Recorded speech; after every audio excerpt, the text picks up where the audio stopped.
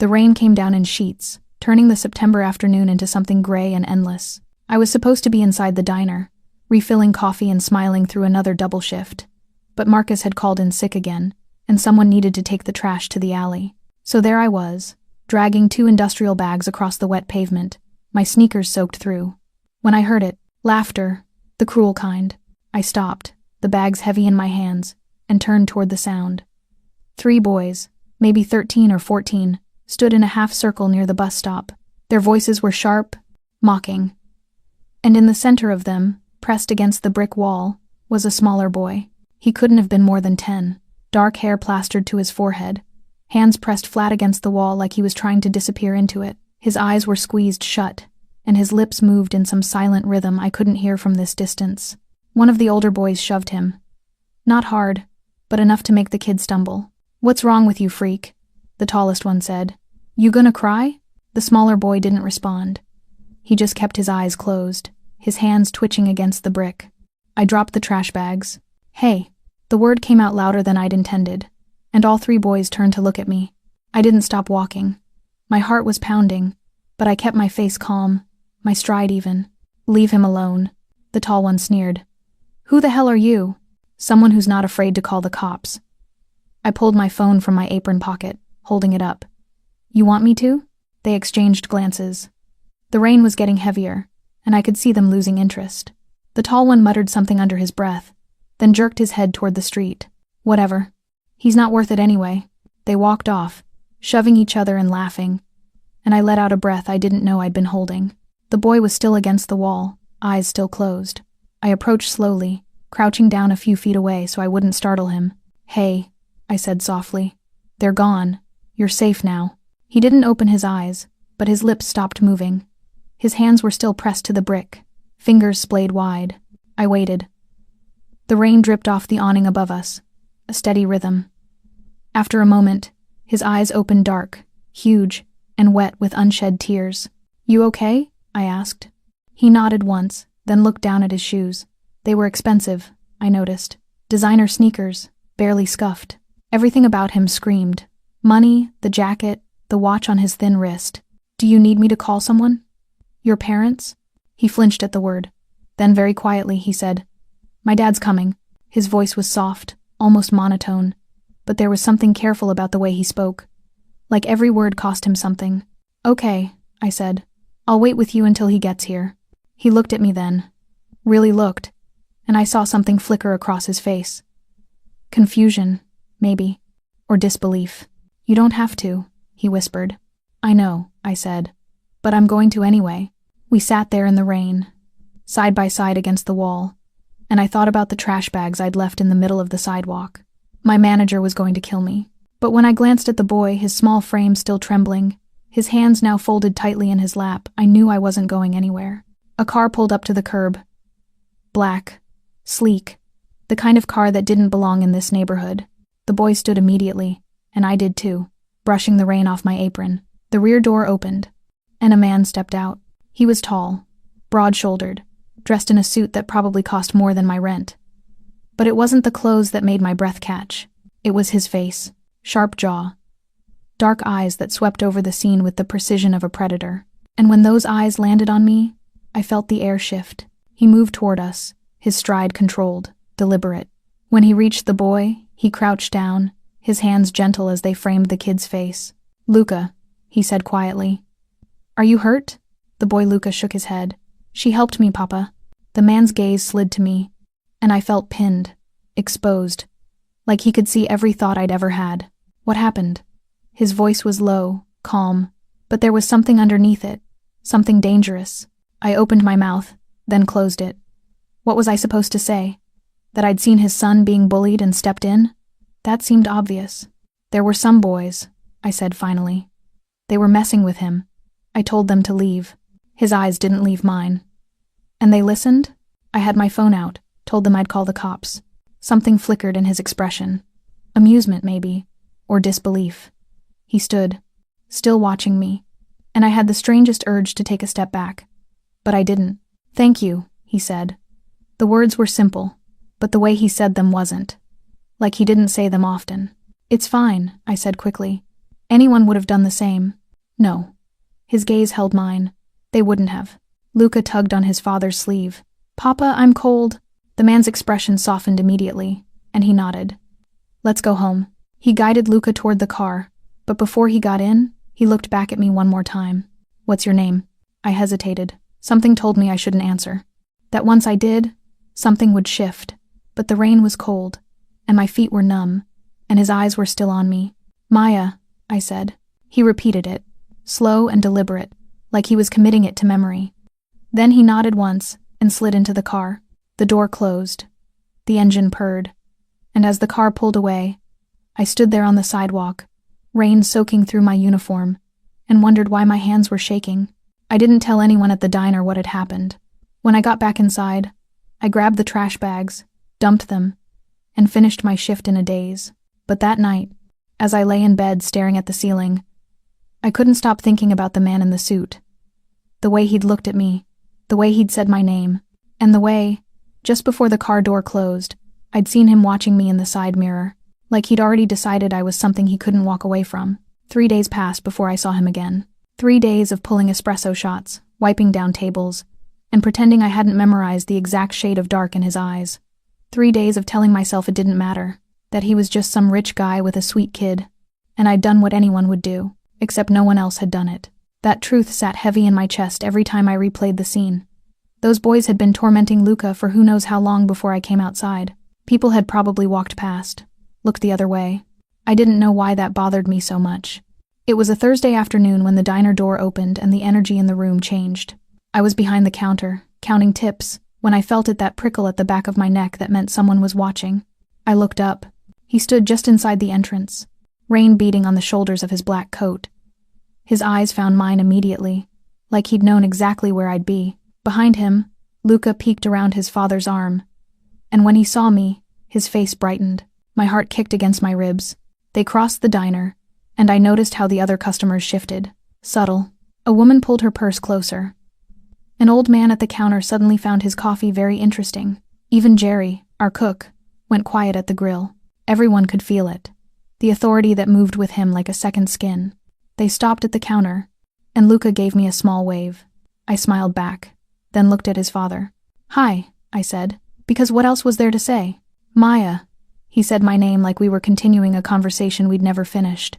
I came to thank you properly. You already did, it's really not. It is. His voice was quiet, but it cut through my protest like a blade. May we sit? I glanced at the empty booths. The diner was dead at this hour. The lunch rush over. Dinner crowd not yet arrived. My manager wouldn't care. Sure, yeah, I'll be right over. I watched them slide into a corner booth, Luca carefully arranging himself by the window. When I approached with menus and water glasses, the man was watching his son with an expression I couldn't quite name. Protective, cautious, tender. Can I get you anything? I asked, setting down the glasses. Hot chocolate, Luca said softly, then looked at his father. Please? Of course. With whipped cream? He nodded, and something about the shy pleasure in his face made my chest ache. Coffee, black, the man said, his eyes lifting to mine. And whatever you recommend to eat. We have good pie. Apple. Made fresh this morning. 2 slices. He paused. Will you join us? I blinked. I'm working. I see one customer besides us. He gestured at the old man, who was now openly staring. I think you can spare 10 minutes. It wasn't really a question, and something about the weight in his voice made me nod before I decided to. I put their order in, and poured myself a coffee I didn't want, just to have something to do with my hands. When I slid into the booth across from them, Luca was drawing patterns in the condensation on the window. The man studied me, not in the way men usually did, looking for something they wanted. This was different. Assessing. Like he was trying to understand a problem he hadn't solved yet. You didn't tell me your name, I said, because the silence was becoming too heavy. Dante. He didn't offer a last name. Didn't need to, somehow. And you already know mine. I do. A ghost of something crossed his face. Amusement, maybe. You were brave. Most people don't intervene. I wasn't brave. I was just there. That's not what Luca tells me. Dante's gaze shifted to his son, who had stopped drawing and was now watching us both. He says you sat with him in the rain, that you didn't leave until I arrived. Heat crept up my neck. He seemed scared. I couldn't just walk away. Most people could. Dante's voice dropped lower. Most people do. Luca tugged on his father's sleeve. Papa, can I go look at the jukebox? Dante reached into his pocket and handed over a few quarters. We both watched Luca slip out of the booth and cross to the old jukebox in the corner, his steps careful, measured. He's different, Dante said once Luca was out of earshot. Not ashamed. Just factual. People see it. They don't always understand. He seems like a great kid. He is. Something shifted in Dante's expression, a crack in the controlled surface. He doesn't have many people who see that. I didn't know what to say to that. The silence stretched, filled by the soft clatter of dishes from the kitchen and the distant hum of Luca studying the jukebox selections. Why did you come here? I asked finally. Really? Dante's eyes locked on mine. Because I owe you. You don't owe me anything. I don't like being in debt. Maya. The way he said it made it sound like a warning. And I don't forget kindness shown to my son. Then we're even, I said, trying to keep my voice light. You thanked me. Debt paid. His mouth curved, but it wasn't quite a smile. It doesn't work that way in my world. What world is that? He held my gaze for a long moment, and I saw him deciding something, weighing how much truth to give me. One where actions have consequences, he said finally. Where nothing is free, and everything costs something. A chill ran down my spine that had nothing to do with the air conditioning. Music suddenly filled the diner. Something old, jazzy, crackling through the ancient speakers. Luca had made his selection. He turned and gave us both a shy smile, and Dante's entire face transformed. Soft, unguarded, human. Thank you, Luca said when he returned to the booth, sliding in beside his father. For helping me. Anytime, I said, and meant it.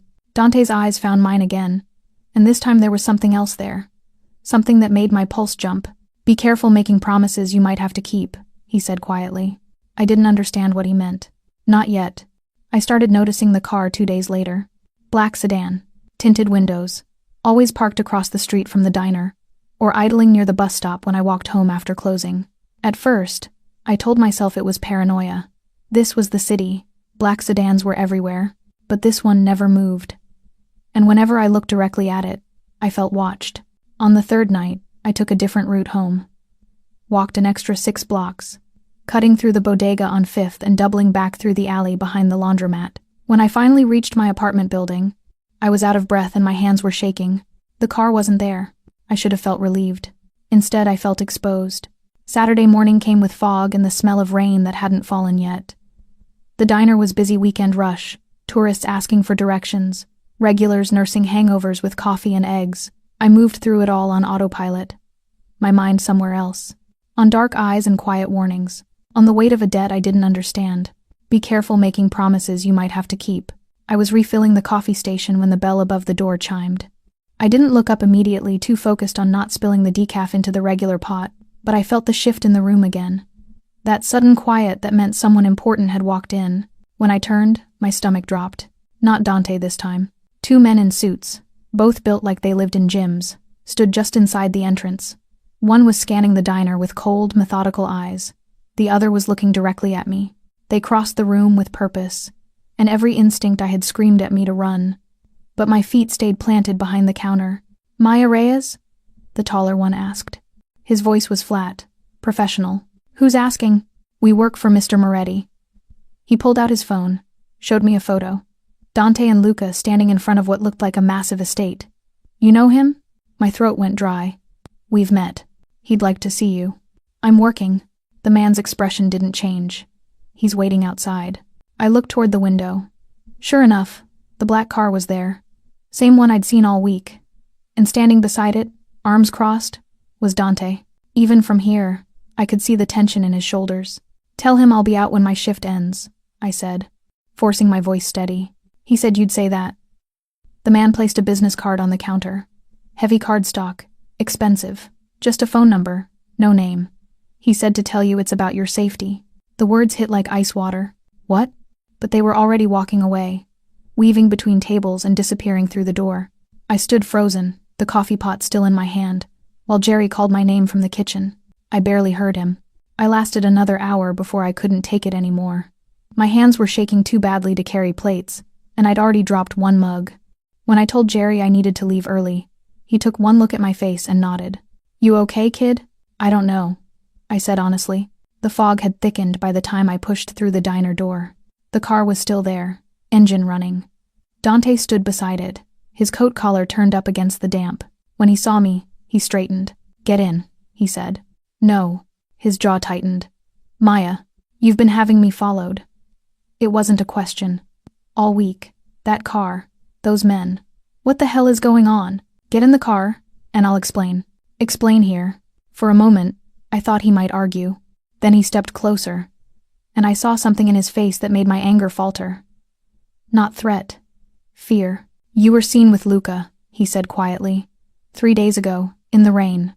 There are people who pay attention to what happens around me, around my son. So they want to know who you are, why you intervened, whether you're someone who can be used." The words settled over me like concrete. Used for what? Leverage. His eyes held mine. Against me.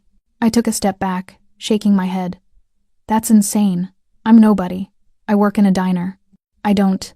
You showed kindness to my son when no one else would." His voice was still quiet, but there was steel underneath. "In my world, that makes you someone, and that puts you in danger." The fog pressed closer. A car horn blared somewhere in the distance. "What kind of danger?" I whispered. Dante looked away, toward the gray street, the empty sidewalks. When he spoke again, his voice was different. Heavier. The kind where people disappear to send messages. Where innocent actions have consequences you can't imagine. He turned back to me. "I've had men watching you because I needed to make sure no one else was. That you were safe." "Safe from what?" "From the people who would hurt you to hurt me." My legs felt weak. I wanted to tell him he was wrong, that this was some kind of mistake.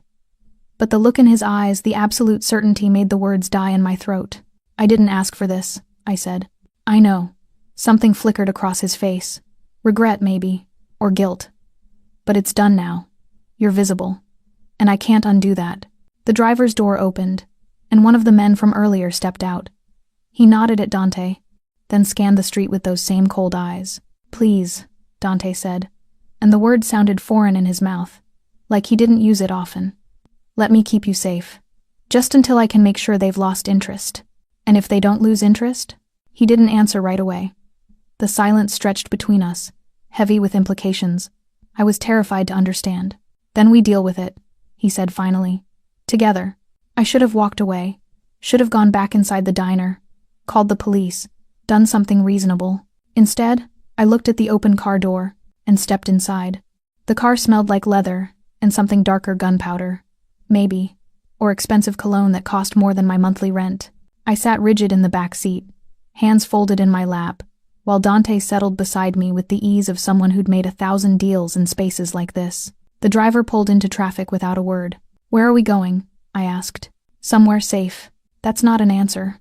Dante's mouth curved slightly. "It's the only one I have right now." I looked out the window, watching the familiar streets blur past. We were heading west, away from my neighborhood, toward the part of the city where buildings had doormen and restaurants didn't list prices on menus. "How long do I have to stay wherever we're going?" "A few days. Maybe a week." He paused. "I have people checking on who's been asking questions. Once I know it's contained, you can go back to your life." "Just like that?" "Just like that." I turned to look at him.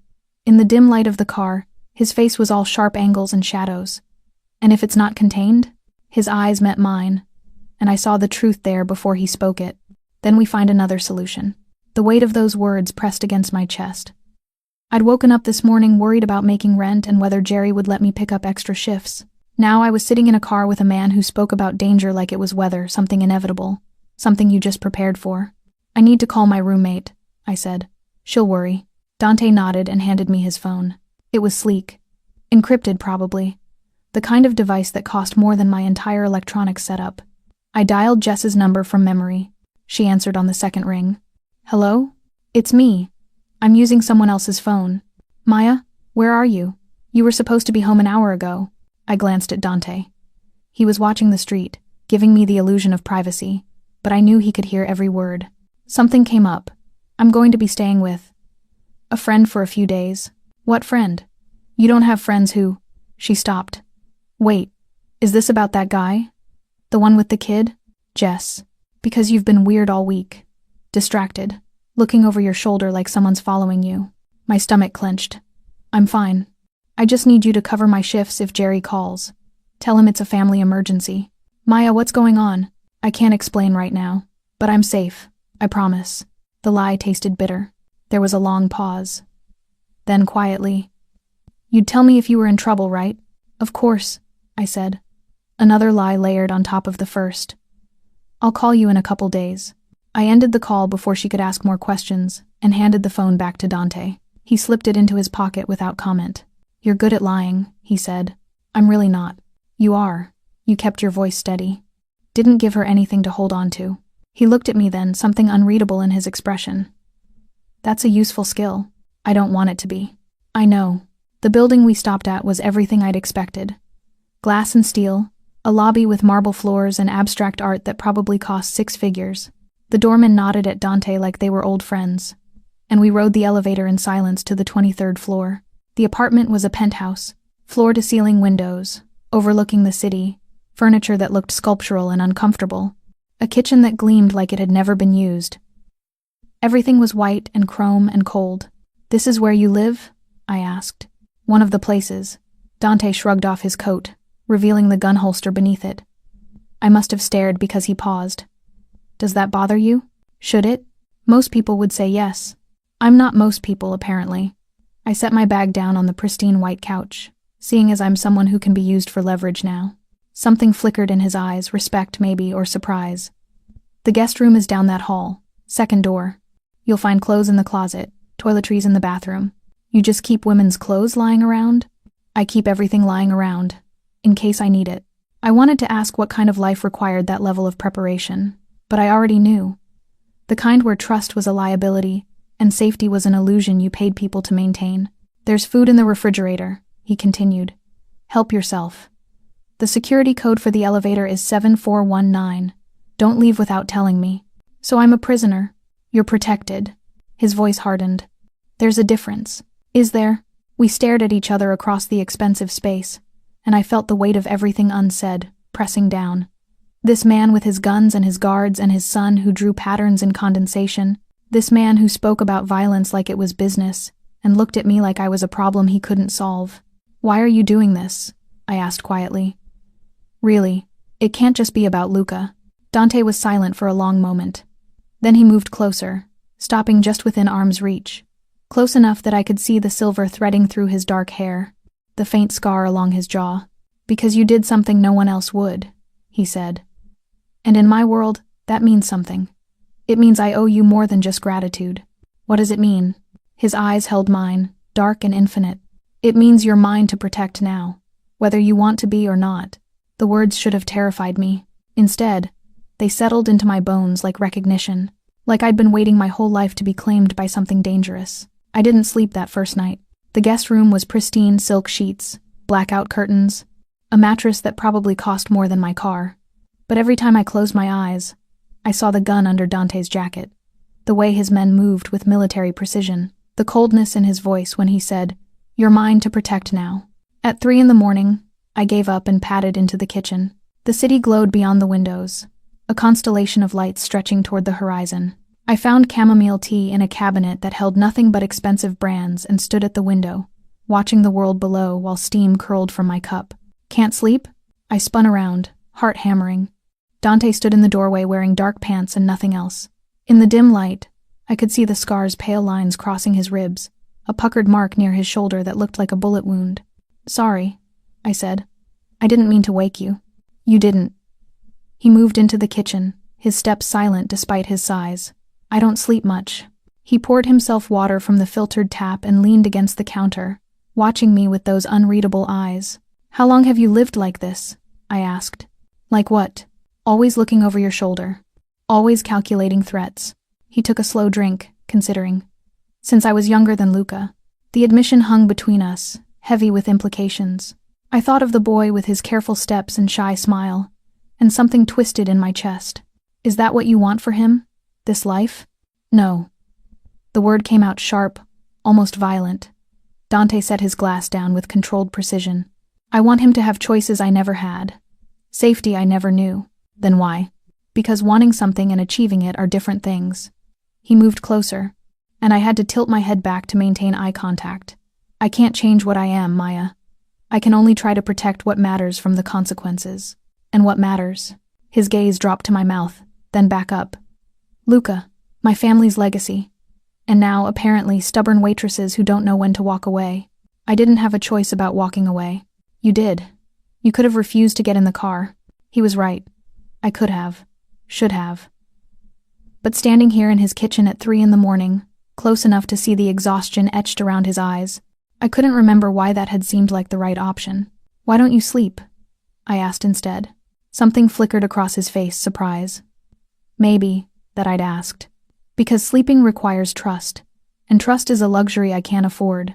That sounds lonely. It is. He said it simply, without self-pity, just fact. But it's also survival. The silence stretched, filled only by the hum of the city beyond the glass.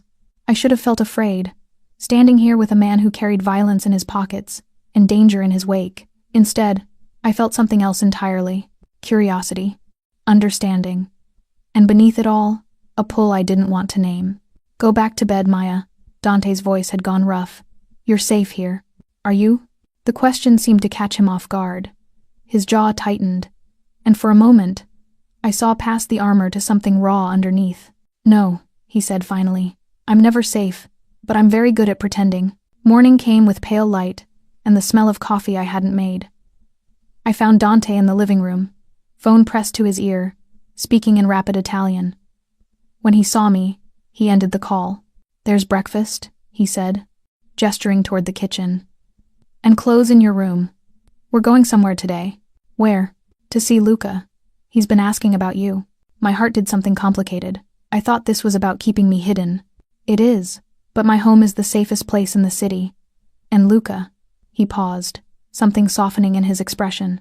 He doesn't connect with people easily. The fact that he wants to see you means something. An hour later, we were back in the black car, driving through streets that grew progressively more exclusive.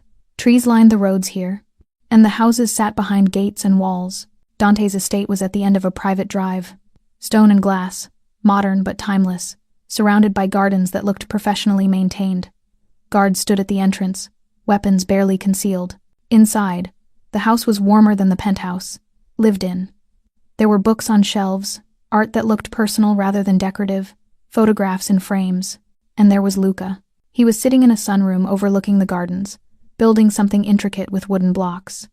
When he saw me, his whole face transformed. Maya!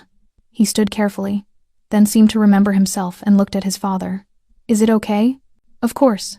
Dante's voice had gone gentle. Why don't you show Maya what you're building? Luca led me to his creation, an elaborate castle with towers and bridges, every piece placed with mathematical precision. He explained the structure quietly, his hands moving as he talked, and I found myself captivated by the careful intelligence in his voice. It's beautiful, I said when he finished. Papa says you're staying with us for a while. Luca looked up at me, those dark eyes so much like his father's. Are you in trouble? I glanced at Dante, who stood in the doorway watching us. His expression was unreadable, but something in his posture had changed. Relaxed, maybe, or resigned. Something like that, I said carefully. Luca nodded like this made perfect sense. Then, very quietly, Papa's good at fixing trouble. He'll keep you safe. The simple faith in his voice made my throat tight. I know, I whispered, and somehow, impossibly, I did. I spent 3 days in Dante's world. 3 days of watching him move through his estate like a king in his castle, commanding, careful, always aware of every person and exit. 3 days of morning coffee with Luca, listening to him explain quantum physics concepts he'd learned from YouTube, watching his face light up when I actually understood. 3 days of Dante's eyes finding mine across rooms, holding for a beat too long before he looked away. On the 4th morning, everything changed. I was in the library, a room I'd discovered on day 2. Floor-to-ceiling books and leather chairs that smelled like old paper when Dante found me. I'd been reading, legs curled under me, lost in someone else's story because it was easier than examining my own. We need to talk. His voice was tight, controlled in a way that made my stomach drop. I set the book down. What happened? The people who were asking about you. He crossed to the window, hands in his pockets, shoulders rigid. They're not backing off. They're pushing harder. Why? He turned to face me, and I saw something I hadn't seen before. Not fear, exactly, but close. Because they think you mean something to me. The words hung in the air between us, heavy with implication. My pulse kicked up, heat flooding my face. And do I? Dante held my gaze. That's the problem. I don't know anymore. He moved closer, and I stood, the book forgotten on the chair. We were inches apart now, close enough that I could see the silver at his temples, the fine lines around his eyes that came from too many years of not sleeping. Maya. My name on his lips sounded like a confession. This wasn't supposed to happen. You were supposed to be a debt, a responsibility, someone I protected and then let go. What changed? You did. His hand lifted, hovering near my face but not quite touching. You sit with my son and talk to him about parallel universes like it's the most natural thing in the world. You don't flinch when my men walk past with guns. You look at me like you see something worth seeing. Maybe I do. His jaw clenched. You shouldn't. I'm not a good man, Maya. The things I've done. I don't care. You should. But even as he said it, his hand finally made contact, fingers brushing my cheek with devastating gentleness. You should run from me. From all of this. Then why did you bring me here? Because I'm selfish. The admission came out rough, almost angry. Because the thought of something happening to you makes me capable of things that would terrify you. My breath caught. His thumb traced along my jaw, and I felt the tremor in his hand, this man who commanded empires and inspired fear showing me his fracture lines. Dante. The door burst open. We sprang apart as one of Dante's men, Marco. I'd learned his name over the past few days, strode in, phone in hand, face grim. Boss. We have a problem. Dante's entire demeanor shifted. The vulnerability vanished, replaced by cold command. What kind of problem? Surveillance footage from the diner. Someone leaked it to the Bratva. Marco's eyes flicked to me, then back to Dante. They know she's here. The temperature in the room dropped 10 degrees. How long? Dante's voice was deadly calm. Feed went live 20 minutes ago. They're probably moving already. Dante turned to me, and the look in his eyes made my blood ice over. Go to your room. Pack only what you need. We're leaving in 5 minutes. What's happening? The Bratva are Russian. Marco answered when Dante didn't. They've been trying to push into Moretti territory for months. You're leverage now, a weakness they can exploit. The word leverage hit like a physical blow. I thought of the black car following me, the careful way Dante's men always positioned themselves between me and doors. I'd known I was in danger abstractly, the way you know earthquakes exist, without really believing your house will collapse. This was different. This was real. 5 minutes, Dante repeated, already moving toward the door. Then he paused, looked back at me. Maya, do exactly as I say. No questions, no hesitation. Understand? I nodded, not trusting my voice. He left, Marco at his heels, and I ran for my room on shaking legs. 4 minutes later, I was back in the library with a bag I'd barely packed, just grabbing whatever my hands touched first. Dante was there, strapping a holster to his chest, checking the magazine of a gun with practiced efficiency. Luca stood beside him, pale but calm, clutching a backpack. Papa, where are we going? The lake house. Dante's voice was steady, reassuring despite the weapons. Remember? Where we went last summer? Luca nodded, but his eyes found mine, wide and worried. I crossed to him, crouching down. Hey, it's going to be okay. Are the bad people coming because of you? He asked quietly. The question gutted me. Luca, it's not her fault, Dante said firmly. None of this is her fault. And I'm going to make sure both of you are safe. I promise. The sound of breaking glass echoed from somewhere in the house. Dante's head snapped toward the sound, every muscle tensing. Marco. East entrance. Marco's voice crackled through the radio. 3, maybe 4 hostiles. They cut the perimeter alarms. Dante grabbed Luca with one hand, my arm with the other. Move, now. We ran through hallways I'd started to learn, past walls decorated with family photos and expensive art. Behind us, I heard shouting, gunfire, the sound of men dying. We burst through a side door into the gardens, and Dante propelled us toward a garage I hadn't known existed. Get in! He threw open the door of an SUV, practically shoving Luca and me inside. Stay down. Don't move until I say. Where are you going? I grabbed his arm, panic flooding through me. He looked at me then, really looked, and I saw everything he wasn't saying in his eyes, to make sure they don't follow us. Then he was gone, running back toward the gunfire, and all I could do was hold Luca close and pray. The SUV smelled like leather and gun oil. Luca pressed against my side, his breathing quick and shallow, while I strained to hear what was happening inside the house. More gunshots, shouting in languages I didn't understand. The sharp crack of something heavy breaking. "Count with me," I whispered to Luca, remembering how he'd touched the wall that first day, seeking pattern and order. 1, 2, 3, 4, 5, 6, he continued, his voice steadier. 7, 8, 9. We made it to 47 before the driver's door jerked open. I flinched, pulling Luca closer, but it was Dante. Blood streaked his shirt, not his, I thought, prayed, and his face was hard as stone. "We're clear, for now." He slid behind the wheel, engine already running. Marco appeared at the passenger door, breathing hard, a cut above his eyebrow leaking red. The SUV lurched forward, tires spitting gravel as we tore down the drive. I twisted in my seat, looking back at the beautiful house, and saw smoke rising from one of the east wings. "Your home is replaceable." Dante's eyes met mine in the rearview mirror. "You're not." The words lodged somewhere in my chest, too big to process while adrenaline still flooded my system. We drove fast, weaving through streets until the city fell away, and we hit the highway heading north. "The lake house," he'd said. "Somewhere safe." But the set of his shoulders told me he didn't believe anywhere was truly safe anymore. Luca had gone quiet, his hands folded precisely in his lap. I recognized the stillness he was retreating inside himself, the way he had that day in the rain. "Luca." I kept my voice soft. "What number are we on?" He looked at me, something flickering in his dark eyes. 47. "Keep going. Let's see how high we can count. 48, 49, 50. His voice was a thread of normalcy in the chaos. Dante's eyes found mine again in the mirror, and something passed between us. Gratitude, maybe. Or recognition that we were both trying to hold this boy together while our worlds splintered apart. The lake house materialized after 2 hours of driving, a modern structure of glass and wood perched above dark water. Isolated, defensible. The kind of place that cost millions but looked like solitude. Marco swept the property while Dante got Luca inside. I stood on the deck, hands gripping the railing, staring at water that reflected the early evening sky like gunmetal. I heard him before I saw him.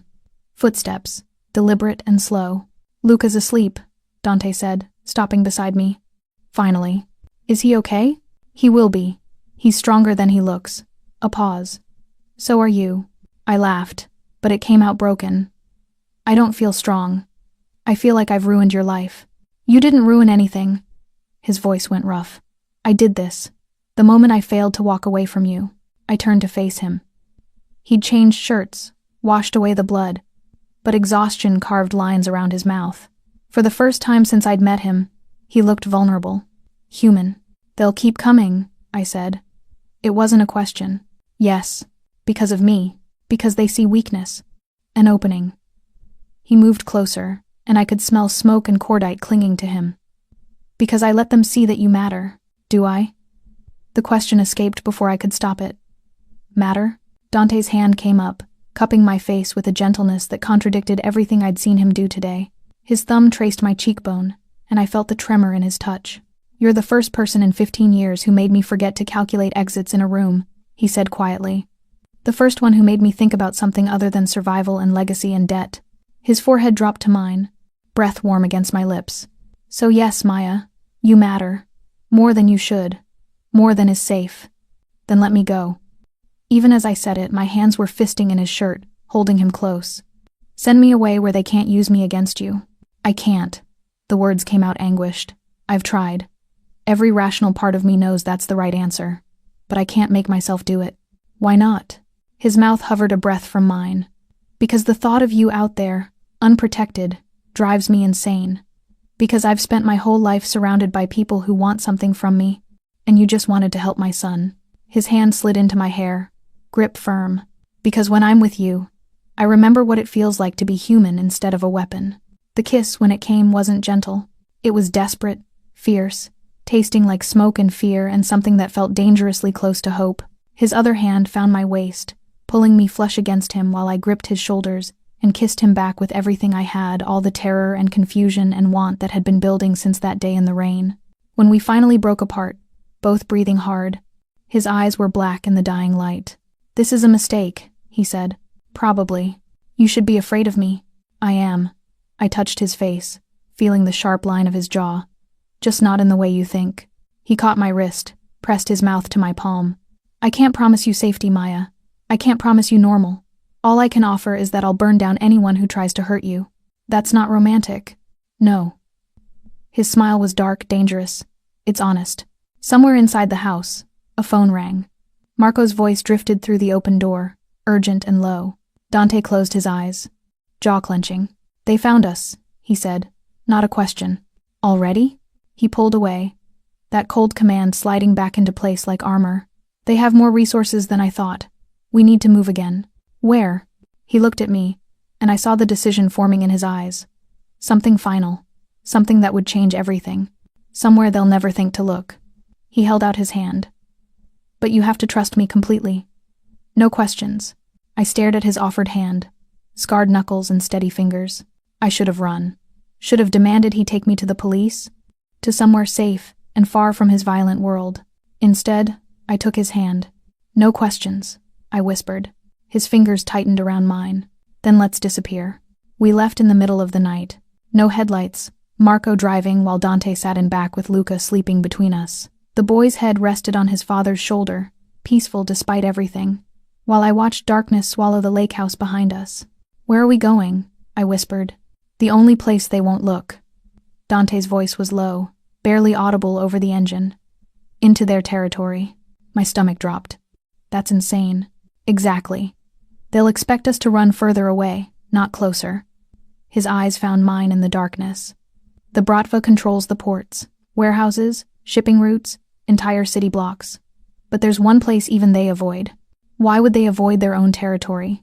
Marco answered from the front seat. Because it's cursed. Old meatpacking district, closed down in the 90s after 3 murders in 1 week. Bodies found hanging in the freezers, no one ever caught. He glanced at us in the rear view. Russians are superstitious. They won't go near it. So, we're hiding in a place known for murders. I tried to keep my voice steady. That's the plan.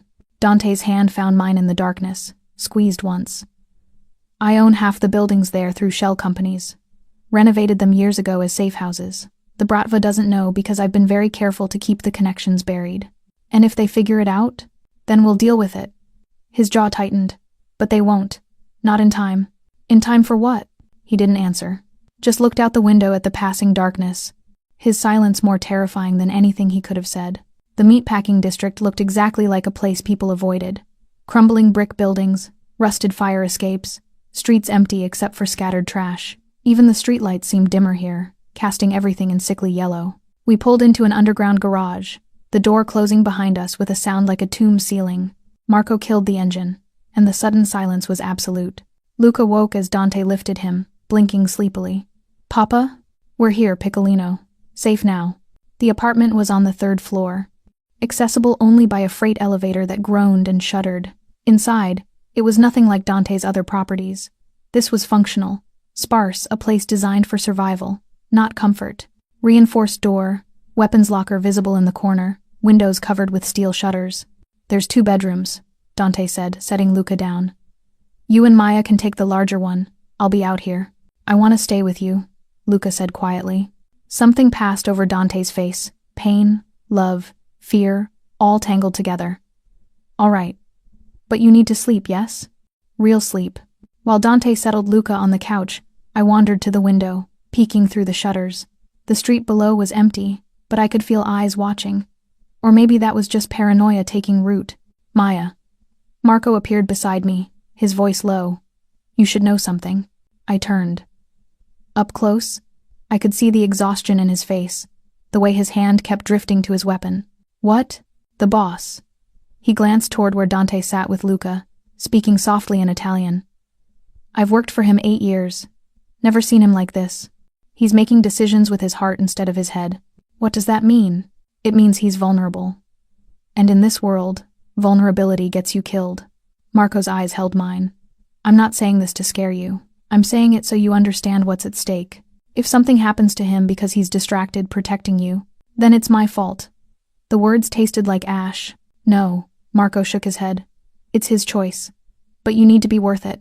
He walked away before I could respond, leaving me standing at the window with those words echoing in my head.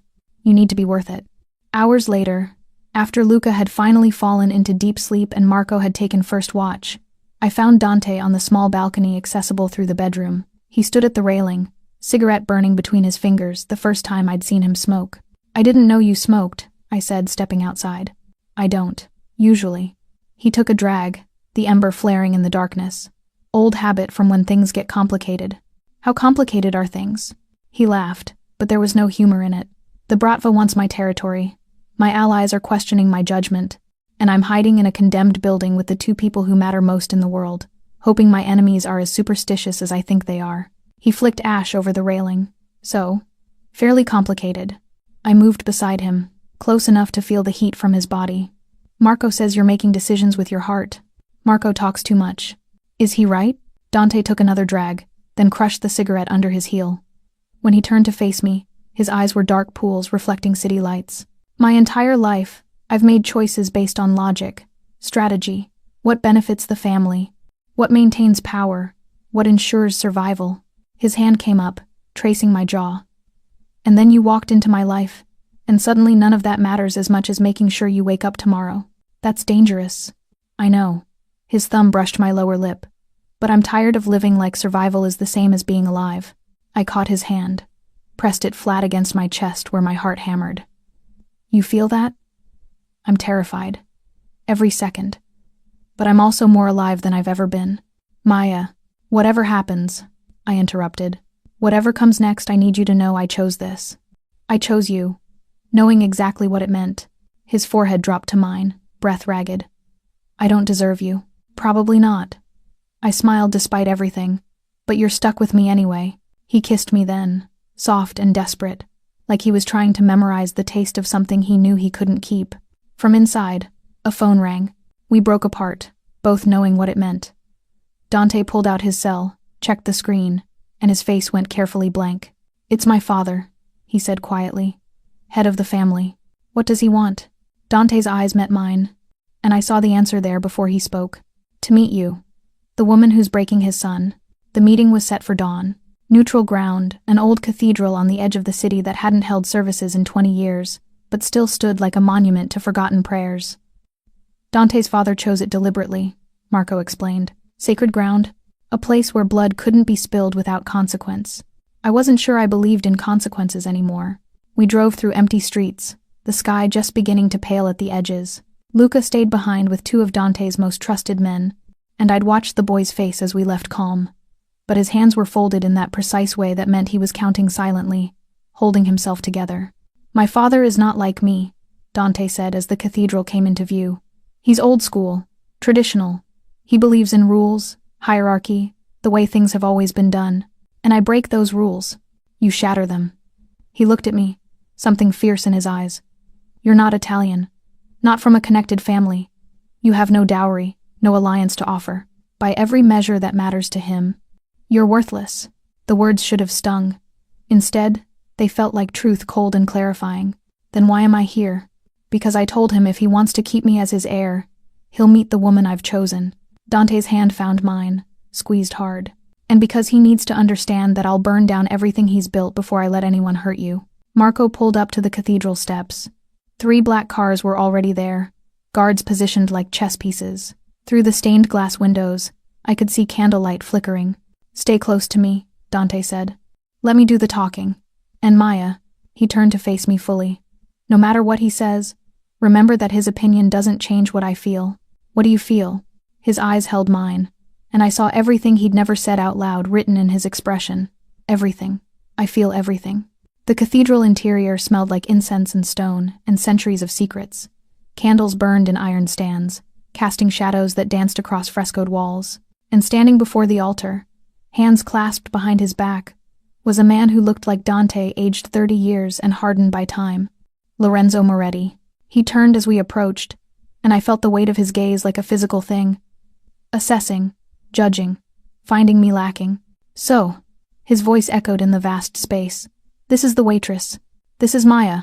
Dante's tone was steel wrapped in silk. "And you'll speak to her with respect." Lorenzo's eyebrow lifted. "I'll speak to her however I choose." "You forget yourself, boy." "I forget nothing." Dante moved forward, positioning himself slightly in front of me. "Including that you taught me loyalty matters more than anything. That family is sacred. That we protect what's ours. And you believe this girl is yours? Lorenzo's eyes flicked to me, cold as winter. You barely know her. I know enough. You know she's made you weak, distracted. The Bratva are pushing into our territory because they sense vulnerability. Because you're too busy playing protector to a woman who means nothing. Careful. Dante's voice dropped to something dangerous. Finish that sentence and we'll have a different conversation. Father and son stared at each other, and I felt the weight of generations between them.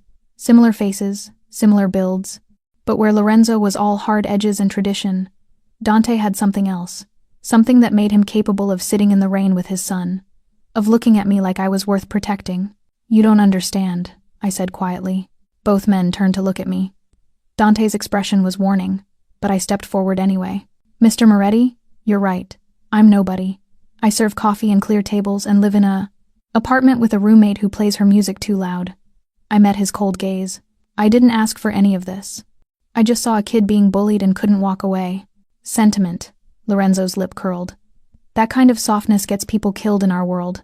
Maybe, but it's also what makes your son different from you. The temperature in the cathedral dropped 10 degrees. Marco took a step forward, hand moving toward his weapon. But Dante raised one hand. Wait. Explain, Lorenzo said, his voice deadly quiet. Your son protects people because he chooses to, not because he has to. He's building loyalty through respect, not fear. And yes, maybe caring about me makes him vulnerable. My voice cracked slightly. But it also makes him human. And that's something this world needs. Lorenzo stared at me for a long moment. Then he laughed, a harsh, bitter sound that bounced off stone walls. Human. He shook his head. You think humanity is strength? It's weakness. It's what gets men killed, their families destroyed, their legacies turned to ash. Then why are you here? Dante asked. If you truly believed that, you would have sent someone else. But you came yourself because despite everything, I'm your son. And that matters. Something flickered in Lorenzo's expression, pain, maybe, or recognition. He turned away, facing the altar and its forgotten saints. The Bratva have issued an ultimatum, he said finally. They want the girl. They believe if they take her, you'll crumble, that we'll be forced to negotiate from weakness. My blood turned to ice. What did you tell them? Dante's voice was carefully controlled. Lorenzo turned back. And for the first time, I saw something almost like approval in his eyes. I told them that any man who touches what belongs to the Moretti family will find himself in pieces scattered across 3 countries. He looked at me. You want to be part of this world? Then understand we don't negotiate. We don't surrender. And we protect our own with everything we have. She's not part of this world, Dante said. She's part of mine. And that's all that matters. Lorenzo studied his son for a long moment. Then, slowly, he nodded. Then you'd better be ready for war, because they're coming tonight. He moved toward the exit, his guards falling in behind him. At the door, he paused. And Dante? Don't make me regret backing you. The cathedral doors closed with a sound like judgment. Dante turned to me, and I saw everything written in his face, fear, determination, love he couldn't quite voice. What do we do? I whispered. His hand cupped my face, thumb tracing my cheekbone. We survive, together. And then, he kissed me, soft and fierce and tasting like promises neither of us might be able to keep. Then we live. They came at midnight, not to the safe house where we waited, weapons ready and lights extinguished. Not to any of Dante's known properties or the carefully laid traps Marco had spent the day preparing. They came to the diner. My diner. The call came from Jerry at 12:47 a.m. His voice shaking, words tumbling over each other so fast I could barely understand. Fire. Men with guns asking questions. Jess's apartment, the one I'd shared until a week ago, ransacked. Every drawer emptied. Every cushion sliced open. They were sending a message written in destruction and fear. Dante's face went blank when I told him. Not angry. Not scared. Just empty in a way that was somehow worse. Get Luca to the car, he said to Marco. Then to me. You're staying here. No. Maya. No. I grabbed his arm, forcing him to look at me. You said we survive together. That means I don't hide while you walk into whatever this is. This is exactly what they want. To draw me out, make me reactive. Then don't be reactive. Be smart. I held his gaze. But don't leave me behind. Not now. Something shifted in his expression. He pulled out his phone, made 3 calls in rapid succession, voice clipped and commanding. When he finished, he looked at me with eyes that held both resignation and something that looked like pride. You stay in the car. No exceptions. Understand? I understand. It was a lie we both needed. The diner was still smoking when we arrived. Fire department just finishing up. Police cars blocked the street, their lights painting everything in alternating red and blue. I could see Jerry talking to an officer, his face gray with shock. Dante parked 2 blocks away, engine idling. They're not here anymore, Marco said from the front seat, scanning the crowd. This was a message, not an ambush. What kind of message? I asked, though part of me already knew. That they can reach anything you care about. Dante's jaw was tight. Anyone. My phone buzzed. Unknown number. My hand shook as I answered. Maya Reyes. The voice was male, accented, cold as winter. You're expensive for a waitress. I looked at Dante. He nodded once. Keep him talking. Who is this? Someone who's tired of playing games with the Moretti family. Tell your lover he has 24 hours to meet my terms. What terms? He'll know. A pause. Oh, and Maya? Your roommate Jess sends her regards. Pretty girl. Would be a shame if something happened to her. The line went dead. I couldn't breathe. Couldn't think past the roaring in my ears. Jess. They had Jess. Dante took the phone from my trembling hands, his face carved from stone. Marco. Find out where they're holding her. Call everyone. I don't care what it costs. Boss. Now. Marco's fingers flew across his phone. Dante pulled me close, his arms solid and steady even as my world spun apart. We'll get her back, he said into my hair. I promise you, this is my fault. If I'd never gotten involved. Stop. He pulled back, forcing me to meet his eyes. This is their fault, their choice, and they're going to learn what happens when they threaten what's mine. It took Marco 40 minutes to locate her. A warehouse by the docks, predictable, almost insultingly so, which meant it was either a trap or they wanted to be found. It's a trap, Marco said, confirming my thoughts. They'll have the place surrounded, sniper positions, multiple exits covered. They want you to come. Then I'll come. Dante's voice was utterly calm, but not the way they expect. He made more calls. His father's men, I realized. Old allies being called to honor old debts. Within an hour, we had 20 armed men ready to move, and a plan that was either brilliant or suicidal. I couldn't tell which. You can't do this, I said, as Dante checked his weapon for the 3rd time. If something happens to you because of me, then I die protecting something worth dying for. He looked at me, really looked, and I saw everything he'd never said written in his expression. I've spent my whole life living for duty, for family legacy, for maintaining power, but these past weeks with you, that's the first time I've felt like I was living for something real. Dante. He kissed me, hard and desperate and tasting like goodbye. Stay with Luca, he whispered against my lips. If this goes wrong, Marco knows where to take you. New identities, money, everything you'll need. You'll be safe. I don't want safe. I want you. His forehead pressed to mine. I know. But sometimes we don't get what we want. Sometimes we just get what we can survive. He left me in the car with Luca, who'd been silent through everything, his small hand gripping mine like an anchor. Through the windshield, I watched Dante and his men move into position around the warehouse. Papa will be okay, Luca said quietly. He always is. How do you know? Because he has something to come back to now. He looked at me with those dark, knowing eyes. Before, he was just surviving. Now he's living. That makes him stronger. From a 10-year-old boy, wisdom that cut straight through. Gunfire erupted in the distance. Bright muzzle flashes in the darkness. Shouting, the sharp crack of something exploding. I gripped Luca's hand tighter, both of us counting silently. 1, 2, 3, 4. Anything to keep from imagining the worst. 15 minutes felt like hours. Then silence. My phone buzzed. Text from Dante. We have her. Coming to you. I couldn't breathe. Couldn't process the relief flooding through me until I saw them. Dante supporting Jess, who was crying but walking. Marco covering their retreat. No visible injuries. All of them alive. When Dante reached the car, blood on his shirt but eyes clear, I threw open the door and fell into his arms.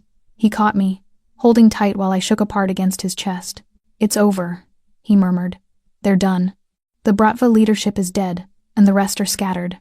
You're safe now. Really safe. What did it cost you? He pulled back, cupping my face with hands that trembled slightly. Everything. My father's calling and every favor we're owed to smooth this over. I'll owe him for the rest of my life. But you're alive. Jess is alive. Luca is safe. His thumb traced my cheek. So it cost me nothing that matters. 3 months later. The new diner was smaller than the old one, tucked into a neighborhood that felt more like home. No black cars following me, no guards positioned at exits. Just normal life slowly stitching itself back together. Dante came by every morning for coffee, sometimes with Luca, sometimes alone. We never talked about that night at the warehouse, about the bodies or the cost or the way his world had shifted on its axis. We talked about other things. Books Luca was reading, plans for the weekend, whether I'd ever forgive him for being so dramatically overprotective. "You're smiling," he said one morning, catching my expression. "I'm happy." The words felt strange but true. "Is that allowed?" "For you?" He reached across the counter, lacing his fingers through mine. "Anything is allowed." Outside, the city moved on, indifferent to the violence simmering beneath its surface. But here, in this moment, we'd carved out something precious. Not safety exactly, not normal, but real, and worth fighting for. And sometimes, that was enough.